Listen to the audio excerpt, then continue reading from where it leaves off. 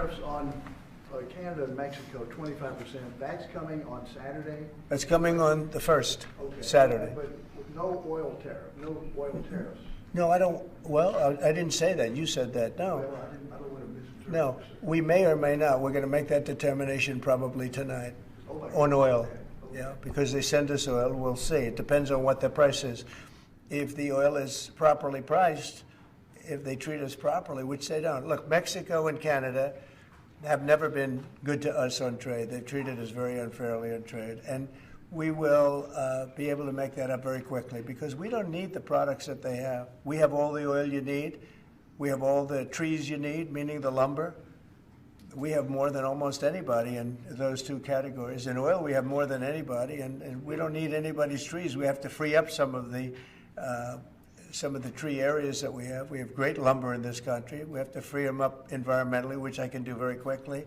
But we don't need what they have. And for us to be subsidizing Canada to the tune of $175 billion a year and subsidizing Mexico to the tune of $250 billion, $300 billion a year, and Mexico is a method of China sending in its product. And with China, I'm also thinking about something because they're sending fentanyl into our country, and because of that, they're causing us hundreds of thousands of deaths.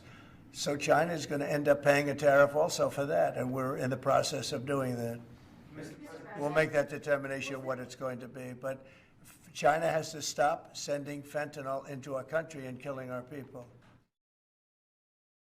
We'll be announcing the tariffs on Canada and Mexico for a number of reasons. Number one is the people that have poured into our country so horribly and so much. Number two are the drugs, fentanyl, and everything else that have come into the country. And number three are the massive subsidies that we're giving to Canada and to Mexico in the form of deficits. And I'll be putting the tariff of 25% on Canada and separately 25% on Mexico. And we will really have to do that because we have very big deficits with those countries. Those tariffs may or may not rise with time.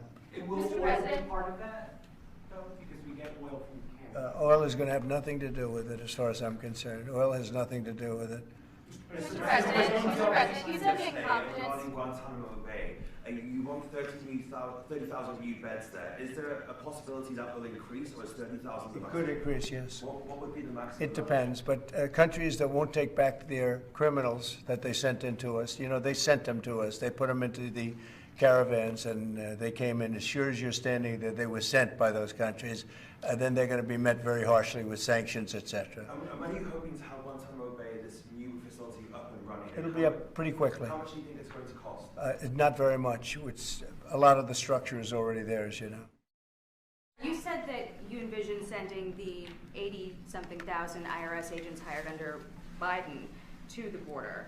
What role do you see them playing? Well, we'll see. I mean, I may do that, or I may use different people, but we're going to send more. We're going to give the Border Patrol some help. Although now, if you look, they've taken in the lowest number since my administration. The numbers are very low. And at that level, we don't need so much help. People know not to come because if they come, they're not going to make it in and they're going to be shipped out. Mr. President, Egypt's president and the King of Jordan have both said that they won't take in displaced people from Gaza like you suggested. Is there anything you can do to make them do that? I mean, tariffs against those countries, for example? They will do it. They will do it. What makes you say that? They're going to do it. Okay? We do a lot for them, and they're going to do it. Mr. President, you've offered over 2 million federal workers the option to resign immediately. Right. There are 50,000 FAA employees. Does this tragedy give you reason to reconsider that option of resignations because of concerns about staffing issues on airline safety? If people aren't coming to work, if they're not going to come into the office and report as per the date that you know what it is, everybody knows what the date is, it's been very well documented, then they're going to be terminated. So you're not concerned though that if many people take that offer, there could be shortages that could lead to then safety they'll be issues? replaced with very competent people. We have a lot of competent people in this country. Do you believe that there are 5 votes on a Supreme Court that would uphold your position? On what? 5 votes on a Supreme Court. What position? Birthright citizenship. I think so, yeah. Look, birthright citizenship was, if you look back when this was passed and made, that was meant for the children of slaves. This was not meant for the whole world to come in and pile into the United States of America, everybody coming in and totally unqualified people with perhaps unqualified children. This wasn't meant for that. This was meant, when it was originally done, for the children of slaves. And that was a very good and noble thing to do, and I'm in favor of that 100%. But it wasn't meant for the entire world to occupy the United States. So you don't see it requiring a constitutional amendment that would be... I just think that we'll end up winning that court in the Supreme Court. I think we're going to win that case, and I look forward to winning it. This has been going on. We're at that level. We're the only country in the world that does this. There's no other country at this level. There's no other country in the world that does it. It's crazy. Israeli media has reported that conversations between Netanyahu's government and the White House have signaled that the U.S. may be about to pull its troops out of Syria. Have you made a decision to pull I don't know who said that. I mean, I don't know who said that, but we'll make a determination on that.